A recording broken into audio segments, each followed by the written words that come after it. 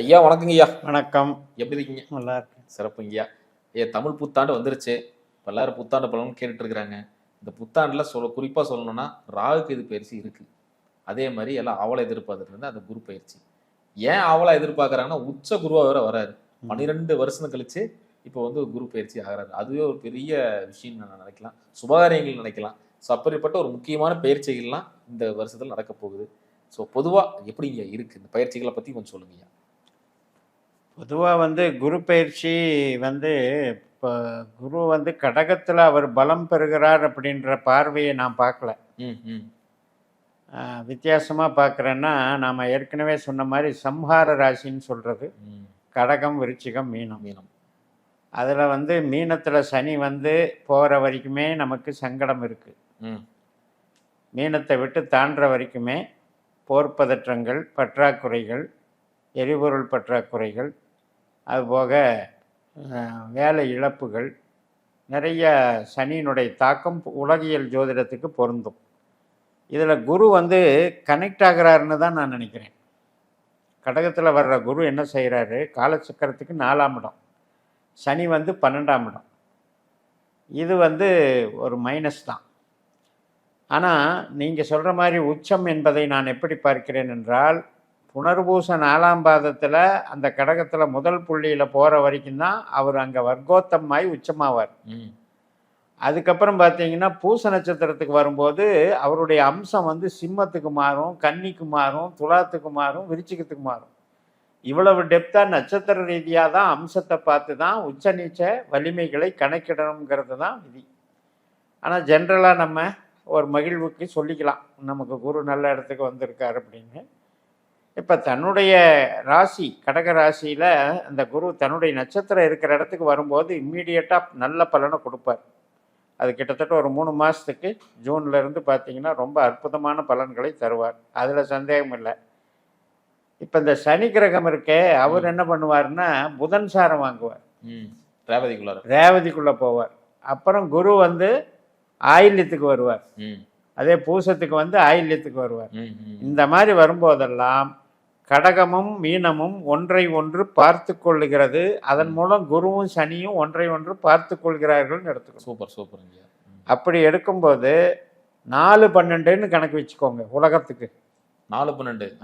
அப்போ 4-12 என்ன செய்யும் அப்படின்னா, தொழிலை இல்லாமல் பண்ணாது, ஆனால் தொழிலில் தேக்க நிலையை கொடுத்துக்கிட்டே இருக்கும். அதாவது வளர்ச்சி இல்லைங்க, ஸ்பீடாக வளர முடியல, போட போட பணம் போட்டுக்கிட்டே இருக்கு. இப்படிப்பட்ட ஒரு பொருளாதார நெருக்கடியை கண்டிப்பாக உலகியல் ஜோதிடத்துக்கு கண்டிப்பாக தரும். ஆனால் தனி மனிதருக்கு நம்ம ராசி பிரகாரம் பார்க்கும்போது அது நல்லது பண்ணும், வித்தியாசப்படும். இப்போ அதில் பார்த்தீங்கன்னா மேஷம், சிம்மம், தனுசு இந்த 3 ஜென்ரலாக மைனஸ்னு வச்சுக்கோங்க பொதுவாக. ரைட்டு. ரிஷபம், கன்னி, மகரம் இதுக்கு ப்ளஸ்ன்னு வச்சுக்கோங்க. அதே மாதிரி மிதுனம், துலாம், கும்பம் இதுக்கு பொருளாதார ப்ளஸ்ன்னு வச்சுக்கோங்க. ஓகே. கடகம், விருச்சிகம், மீனத்துக்கு அருள் சார்ந்தும் உறவுகள் சார்ந்தும் நல்லதுன்னு வச்சுக்கோங்க. இப்படி தான் பிரிக்கணும். சிறப்பு. அதே மாதிரி ராகுக்கு இது பயிற்சி அதுவும் நிகழப்போகுது, அதை பற்றி. ராகு இப்போ குரு ஜூனில் மாறும்போது ராகு டிசம்பரில் மாறிடும். அப்போ அது என்ன ஆகுது அப்படின்னா, அது ஒரு உன்னதமான இடத்துக்கு வருது. ராகு கேதுவுக்குன்னே ஒரு அற்புதமான இடம்னு எடுத்துக்கிட்டிங்கன்னா இந்த மகர கடகம்தான். அந்த கடகம் மகரம் அப்படிங்கிறது ஸ்பெஷலான ராகு கேதுவுக்கு உண்டான பலன். எதனாலங்கய்யா? அது அவர்கள் கிட்டத்தட்ட அவர்கள் பிறந்த ராசி மாதிரி. அந்த மாதிரி இப்போ கேதுவுக்கும் மகரத்துக்கும் ஒரு தொடர்பு இருக்குது, ராகுவுக்கும் கடகத்துக்கும் ஒரு தொடர்பு இருக்குது. இது அப்படியே மாறி வருது. கடகத்தில் கேதுவும் மகரத்தில் ராகுவும் வருது. எப்படி இருந்தாலும் அது சர்ப்ப யோகமாக மாறும். எல்லாமே சர்ப்ப தோஷம்னு சொல்கிறோம் இல்லையா, அது சர்ப்ப யோகமாக மாறும். ஏன்னா காலச்சக்கரத்துக்கு தொழில் ஸ்தானத்துக்கு வருது. 10ல் ராகு, 4ல் கேது. அது பிரபலத்தை கொடுக்கும், நல்ல வளர்ச்சியை கொடுக்கும். அங்கே குருவோடையும் சந்திப்பு பண்ணுறாரு கேது. ராகு குரு பார்வையால் பார்க்கப்படுகிறார். இதெல்லாம் ஒரு ஸ்பெஷல். சிறப்பு சிறப்பு, ரொம்ப அற்புதமாக சொன்னீங்க. இப்போ என்னென்னா ஒவ்வொரு ராசிக்கான பலன்களும் பார்த்துடலாங்க. துலா ராசிக்கு இந்த புத்தாண்டு எப்படி இருக்குது, அதே மாதிரி இந்த குருவின் பயிற்சினால இவங்களுக்கு ஏதாவது மாற்றம் கிடைக்குமா, இறுதியா கூட நம்ம ராகுக்கு எப்படி பயிற்சி ஆகுறாங்க, அதை பத்திலாம் கொஞ்சம் சொல்லுங்கய்யா. அதாவது ஜூன் மாதம் குரு பயிற்சி, ம். டிசம்பர் மாதம் ராகு கேது பயிற்சி. இப்போ சனி வந்து பலமாக இருக்கார். ம். துலாத்துக்கு வந்து பணம் தர்றவர் குரு, சனி, புதன், இந்த 3 பேர் தான். அதில் புதன் மாதக்கோள். ம். இப்போ இந்த சனி வந்து தொழிலுக்கு அற்புதமாக வேலை செய்கிறாரு. ஆஃப்டர் ஜூன் குருவும் வந்து சப்போர்ட் பண்ணுறாரு. ம். ம். அப்போ குரு சனி 2, 6, 10 அப்படிங்கிறதுல 6, 10 பிடிச்சிக்கிறாங்க. ம். 6ஆம் இடம் சர்வீஸு, 10ஆம் இடம் தொழில், ப்ரமோஷன், பதவி, புகழ், கௌரவம் எல்லாமே. ம். அப்போ நம்ம சொல்லுவோம் 10ல் குரு பதியை கெடுப்பான்ட்டு. ம். அது கிடையாது. அது மேஷத்துக்கு தான் பொருந்தும். ம். இதில் வந்து நட்சத்திரமே வந்து குருவினுடைய நட்சத்திரமே அங்கே இருக்குது 10ஆம் இடத்துல. ம். கடகத்தில் புனர்பூசம் இருக்குது, அதுக்கப்புறம் பூசம் இருக்குது, ஆயில்யம் இருக்குது. அந்த ட்ராவலே வந்து அற்புதமாக வேலை செய்யும். ம். அதனால் தொழிலுக்கு பயப்படவே வேண்டியதில்லை. ஆனால் உறவுகள் சம்மந்தப்பட்ட விஷயத்தில் யாருக்கெல்லாம் சனி திசை, குரு திசை, புத்தி அந்தரம் நடக்கிறது, கொஞ்சம் உறவில் வந்து அவ்வளவு மகிழ்ச்சியாக இருக்காது. அதாவது உறவு மெயின்டைன் ஆகும், ஒரு ஈகோவோட மெயின்டைன் ஆகும். ஒரு மனப்பாச கசப்பை கொடுக்கும். ஏன்னா 10ல் குரு வந்து கொஞ்சம் கர்வத்தை கொடுத்துருவார். ம். நான் தான் செய்கிறேன், எல்லாமே என்னால் அப்படின்ற அந்த பேச்சு வந்துடும். ம். அது வரும்போது என்ன ஆகுன்னா ரசிக்காது. ம். ஒரு பந்த பாசம், விட்டு கொடுத்து போகிற தன்மை, இதெல்லாம் இங்கே மைனஸ் ஆகும்போது கொஞ்சம் டிஸ்டன்ஸு கேப் விடும் உறவுல மட்டும். ம். ம். சிறப்புங்க ஐயா. ஐயா, தொழில் எப்படிங்க இருக்கும்? இப்போ சொந்த தொழிலுக்கு இப்போ குரு திசையோ சனி திசையோ இதெல்லாம் நடக்கிறவங்களுக்கெல்லாம் அற்புதமாக வேலை செய்யும். ம். 10ஆம் இடம் என்பது சந்திரனுடைய வீடு ம். துலாத்துக்கு. ம். சந்திரன் என்பது ஒரு கடல் சமுத்திரம் மாதிரி நம்ம நினச்சிக்கலாம். அதாவது நீர் சம்பந்தப்பட்ட அனைத்து விதமான ஒரு தொழில் பலமும் இங்கே உண்டு. இப்போ ஹோட்டல், உணவு தொழில், உடை தயாரிப்பு மற்றும் நம்ம கடல் கடந்து எக்ஸ்போர்ட் இம்போர்ட் பண்ணுறது, அதில் பல வகை உணவுப் பொருளும் பண்ணுறாங்க, மருத்துவ பொருள்களும் பண்ணுறாங்க. நிறைய பொருள்கள் வந்து எக்ஸ்போர்ட் இம்போர்ட்டு, இதெல்லாமே துலாத்துக்கு சாதகம். தொழில் பலம். குரு வந்து ஜலராசி கிரகம், மீனத்துக்கு அதிபதி. அதே மாதிரி இப்போ சனி வந்து ஜலராசியில் இருக்கார். அப்போ இந்த ரெண்டுமே ஜலராசியில் இருக்கிறனால துலாத்துக்கு வந்து 2, 6, 10 ஜலராசியாக அமைந்ததுனால தொழில் அற்புதமாக இருக்கும். அனைத்து விதமான சொந்த தொழில் பண்ணுறவங்களும் இந்த டைமை பயன்படுத்தி டெவலப் ஆகிக்கலாம். ஒரு லாபம் இருக்குது, கண்டிப்பாக இருக்குது. புது வருடமே பராபவ வருடமே சூரியன் வந்து லாபாதிபதி உச்சமாக இருக்கும்போது பிறக்குது, அதுவே 7ஆம் வீட்டில். அது மட்டும் இல்லை, இப்போ சுக்கிரன், புதன், செவ்வாய் இதெல்லாம் வந்து சித்திரை மாதம் ட்ராவல் ஆகும் மேஷத்தில் 7ஆம் இடத்துல. அப்போ உங்களுக்கு வந்து புது பாதையை காட்டுதுன்னு அர்த்தம். இவ்வளவு நாள் இருந்ததுலேருந்து கொஞ்சம் மாறுபட்டு ஒரு தேக்க நிலையெல்லாம் தவிர்க்கிற அளவுக்கு ஏதாவது ஒரு புது டைரக்ஷனை கொடுக்கும், நல்லா டெவலப் ஆகி. அதே மாதிரி இப்போ தொழில் சொல்லிட்டோம், அதே மாதிரி வேலைக்கு போயிட்டு இருக்கிறவங்களுக்கு ஒரு பதவி உயர்வு இல்லை வந்து சம்பள உயர்வு இதெல்லாம் கிடைக்கும். நிச்சயமாக கிடைக்கும். ஏன்னா 2ல் இருக்கிற குரு, சனி, புதன் அதுதான் 6ஆம் இடத்துல இருக்குது, 10ஆம் இடத்துல இருக்குது. அந்த குரு வந்து 10ஆம் இடத்துல வரும்பொழுது வந்த உடனே கிடைச்சிடும். புனர்பூசத்தில் நுழையிறாரு இல்லையா 4ஆம் பாவத்தில், அப்போ வந்து அங்கே உச்சமாக வர அம்சத்தில். நான் வந்து ராசியில் உச்சமாகிறத எடுக்கிறது இல்லை, அம்சத்துலேயும் உச்சமாவார், வர்க்கோத்தமம் பெறுவார். அந்த டைம்லேயே கிடைச்சிடும். ஜூன் மாதமே அவங்களுக்கு கேரண்டி. இப்போ இதில் வந்து குரு திசை, சனி திசை, புதன் திசா புத்தி இதெல்லாம் நடக்கிறவங்களுக்கு அற்புதமாக அக்யூரஸியாக நடக்கும். ஐயா, அடுத்து பார்த்தீங்கன்னா இந்த கணவன் மனைக்குள்ள அந்த கருத்து வேறுபாடு மாதிரி பிரிஞ்சிருக்கோம், அதாவது டிவோர்ஸ்லாம் பண்ணல, பிரிஞ்சு தான் வாழ்ந்துக்கிட்டு இருக்கோம், எப்போ இணையுவோம் அப்படின்னு எதிர்பார்த்துட்டு இருந்தவங்களுக்கும் டிவோர்ஸ் ஆகி அடுத்து மறுமணத்துக்காக வெயிட் பண்ணிட்டு இருந்தவங்களுக்கும் எப்படிங்க இருக்குது? அதாவது இப்போ துலாம் அப்படின்னாலே சுக்கரனுடைய வீடு. அது ஆணாக இருந்தாலும் சரி, பெண்ணாக இருந்தாலும் சரி, சுக்கிரன் வந்து பலமாக இருக்கணும். அதே மாதிரி ராகு, குரு பலமாக இருக்கணும். இந்த ஜாதகங்கள், இந்த தசாபுத்தி நடக்கிறவங்களுக்கு பிரச்சனை கிடையாது. ஆனால் இப்போ சனி திசை நடக்குது, புதன் திசை நடக்குது, குரு திசையிலேயே எண்டு பார்ட் ஆஃப் நடக்குது அப்படின்னா கொஞ்சம் பிரச்சனை வரத்தான் செய்யும். அவங்களுடைய ஜாதகத்தில் அந்த தசாபுத்தி நடக்கிறதுல அவங்க கெட்டவங்களாக வர்றாங்களான்னு பார்க்கணும். இப்போ இது வந்து 7ஆம் பாவம், 3ஆம் பாவம், 11ஆம் பாவத்தில் இருக்கிற அமைப்பு வந்து மெயினாக சுக்கிரன். அந்த சுக்கிரன் வந்து அந்த ஜாதகத்தில் கெடுதல் இல்லாமல் இருக்கணும்.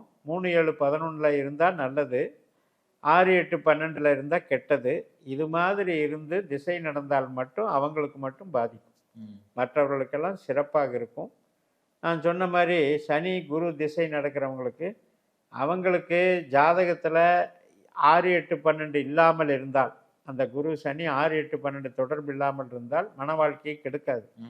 ஆனால் 8, 12, 6 தொடர்பு இருந்தால் மன வாழ்க்கையில் பிரச்சனை தான். ஏனென்றால் இந்த வருடம் சனி 6ஆம் இடத்தை பலப்படுத்துகிறார், குரு 10ஆம் இடத்தை பலப்படுத்துகிறார். இப்போ நீங்கள் கேட்குற கேள்வி 7ஆம் இடத்து கேள்வி. இந்த 7ஆம் இடத்துக்கு 12ஆம் இடத்துல சனி வேலை செய்கிறதுனால யாருக்கெல்லாம் சனி திசா புத்தி நடக்குதோ அவங்களுக்கு கொஞ்சம் பிரச்சனை உண்டு. அதை மனசில் வச்சு அவங்க ஜனன ஜாதகத்தின்படி அவங்க ஆலோசனை. அதே மாதிரி இந்த ஆரோக்கியம் எப்படிங்க இருக்கு? 6ஆம் இடமே தான் நோயை குறிக்குது. அதே மாதிரி 5ஆம் இடம் வந்து ஆரோக்கியத்தை குறிக்குது. இந்த 5ஆம் இடத்துல இருக்கிற ராகு வந்து நல்லா பலமாக இருக்கார். இப்போ இந்த டிசம்பரில் தான் ராகு கேது பயிற்சி ஆகும். அது வரைக்குமே இவங்களுக்கு வந்து ராகு கேது வந்து 6ஆம் பாவத்து பிரச்சனையை வந்து தடுக்கிறாருன்னு அர்த்தம். அதனால் ஆரோக்கியம் நல்லா இருக்குது, பலமாக இருக்குது. சுகஸ்தானம் என்று சொல்லக்கூடிய 4ஆம் இடத்தை குரு பார்க்கிறார். அதனால் வீடு, குடும்பம், வண்டி வசதிகள் இதில் வந்து குறைவில்லாமல் பார்த்துக்குவார். இப்போ சொந்த பந்தங்கள், அணுகுமுறை இதெல்லாமே நல்லா கொண்டு போய்க்கும். இப்போ உடல் உபாதைகள் அப்படின்னு எடுக்கும்போது 12ஆம் இடத்தை சனி பார்க்குறார் இல்லையா? அப்போ யாருக்கெல்லாம் ஆல்ரெடி ட்ரீட்மெண்ட் போயிட்டுருக்கோம், நரம்பு சம்மந்தப்பட்ட உபாதை, ஒரு ப்ரெஷரு, அடிவயிற்று பிரச்சனைகள், கொலஸ்ட்ராலு, சுகரு, இது மாதிரி எல்லாம் ட்ரீட்மெண்ட் எடுத்துகிட்டு இருக்கிறவங்களுக்கு இந்த ஒரு ராகு கேது பயிற்சி வரைக்கும் இந்த சனி திசாபுத்தி நடக்கிறவங்களுக்கு மட்டும் இந்த ட்ரீட்மெண்ட்டு அவங்களுக்கு கண்டிப்பாக நடக்கும். தொழில் நல்லா இருக்கும், ஆரோக்கியத்தை கொஞ்சம் டிஸ்டர்ப் பண்ணும். அதை மட்டும் கொஞ்சம் கேர்ஃபுல்லாக பார்த்து. எப்பவுமே ஒன்றை இழந்து தான் ஒன்றை பெற முடியும். அதனால் பணத்துக்கு நல்லா இருக்கும்போது ஆரோக்கியத்துக்கு கொஞ்சம் கெடுக்கத்தான் செய்யும். அவரவர்கள் திசா புத்தியில் இப்போ 3, 7, 11 நடக்குதுன்னு வைங்க, அது வந்து ரெண்டையுமே பேலன்ஸ் பண்ணி நியூட்ரலாக கொண்டு. வெளிநாட்டு வேலை வாய்ப்பு இவங்களுக்கு கிடைக்குமா? நம்ம முதல்ல சொன்ன மாதிரி எக்ஸ்போர்ட் இம்போர்ட்லாம் சொன்னோம் இல்லையா, அதுவும் வெளிநாட்டுக்கு சம்மந்தம் இருக்குது. ஏன்னா இவங்களுக்கு வந்து சந்திரனுடைய நட்சத்திரம் 10ஆம் அதிபதியினுடைய நட்சத்திரம் அப்படின்றது ஒரு கணக்கு இருக்குது. அது வந்து 4, 8, 12ல் இருக்குது. 4ஆம் இடத்துல திருவோணம், 8ஆம் இடத்துல ரோகிணி, 12ஆம் இடத்துல அஸ்தம். இப்போ இதில் அந்த 4, 8 மட்டும் ப்ராப்ளம், வெளிநாட்டுக்கு சப்போர்ட் பண்ணாது. ஆனால் 12 வந்து சப்போர்ட் பண்ணும். இப்போ உதாரணத்துக்கு யாரெல்லாம் வந்து இப்போ சந்திர திசை ஓடிட்டு இருக்கோ, அல்லது சந்திரனுடைய நட்சத்திரத்தில் ஏதாவது ஒரு கிரகம் இருந்து திசை நடந்துகிட்டு இருக்கோ, அவங்களுக்கு வெளிநாடு சப்போர்ட்டு நல்லா இருக்கும், கண்டிப்பாக கிடைக்கும், வளர்ச்சி இருக்கும். இது வெளிநாட்டு யோகம் என்பதே அவங்களுடைய ஜாதகத்தில் 6, 12 குறிக்கிறது. 6ஆம் இடம், 12ஆம் இடம். அப்படி 6ஆம் இடத்துல தான் இப்போ சனி இருக்கார், 12ஆம் இடத்தை பார்க்குறாரு. அதனால் சப்போர்ட்டிவாக தான் போய்கிட்டு இருக்கு. யாருக்கெல்லாம் வந்து 8ஆம் இடம் வேலை செய்தோ அல்லது 11ஆம் இடம் வேலை செய்தோ இவங்களுக்கு வெளிநாட்டுக்கு பவர் இல்லைன்னு அர்த்தம். எல்லாமே வந்து பாவங்களை வச்சு தான் நம்ம பார்க்கணுமா ஒழிய ஒட்டுமொத்தமாக 80 கோடி பேர் இருக்கிற துலா ராசிக்கு ஒட்டுமொத்தமாக வெளிநாட்டுக்கு சப்போர்ட்டா அப்படின்ற கேள்வி அவங்களுடைய ஜாதகத்தில் உள்ள திசா புத்தி தான் நிர்ணயம் பண்ணும்.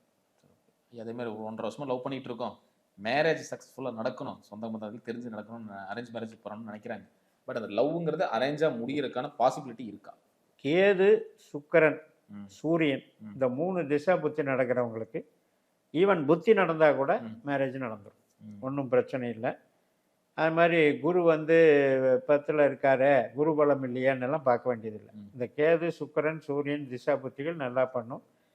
எதெல்லாம் தடுக்கும் அப்படின்னு கேட்டிங்கன்னா, யாருக்கெல்லாம் சந்திரன், செவ்வாய் இந்த திசா புத்தி நடக்கிறவங்களுக்கு திருமணத்துக்கு டிலே பண்ணும், அதுதான் பிரச்சனை. அது கூட அவங்க ஜாதகத்தில் அந்த சந்திரனோ செவ்வாயோ 3, 7, 11ல் இருந்தால் சாதகமாக போயிடும், அதுவும் நடத்தி கொடுக்கும். நிச்சயமாக திருமணத்துக்கு வந்து இப்போ பிறக்கிற புது வருடமே 7ல் சூரியன், அப்போ 7ஆம் இடத்துல அதிபதி செவ்வாயும் அங்கே வர்றாரு. அப்போ இதெல்லாம் சாதகம்தான், நல்லா இருக்கும். வண்டி வாகன யோகம் இவங்களுக்கு எப்படி இருக்குங்க? இப்போவே ராகு திசை நடக்கிறவங்களுக்கெல்லாம் அப்டேட்டடாக வண்டி வாங்குவாங்க, லேட்டஸ்ட்டு. இப்போ ஏதாவது புது மாடல் வருதா அதை உடனே புக் பண்ணுவாங்க, பிரம்மாண்டமாக இருக்கும். அதிக ஒரு பொருட்செலவில் வாங்கக்கூடிய அமைப்பெல்லாம் அவங்களுக்கு உண்டு. ராகு திசையில் நடக்கிறவங்களுக்கெல்லாம் வண்டி வாகன யோகம் சிறப்பாக இருக்குது. அதே மாதிரி சூரியன், சந்திரன், செவ்வாய் இந்த திசைகளெல்லாம் கூட நல்லா இருக்கு. வண்டி வாகனம் மட்டும் இல்லை, கட்டட யோகம், இடம் வாங்கிறது எல்லாமே நல்லா இருக்கு. சிறப்பு. இப்போ வந்து கல்யாணத்துக்கு நல்லா இருக்குன்னு சுக்கிரனை சொன்னேன். அப்போ போய் வீடு கட்டினாங்கன்னா கல்யாணம் நடக்காது. அதனால் யாருக்கெல்லாம் சுக்கிர திசை நடக்குதோ அவங்க வந்து இப்போ கல்யாணத்துக்கு பார்த்தாங்கன்னா அதை மட்டும் பார்க்கணும். இடம் வாகனத்துக்கு முயற்சி பண்ணக்கூடாது.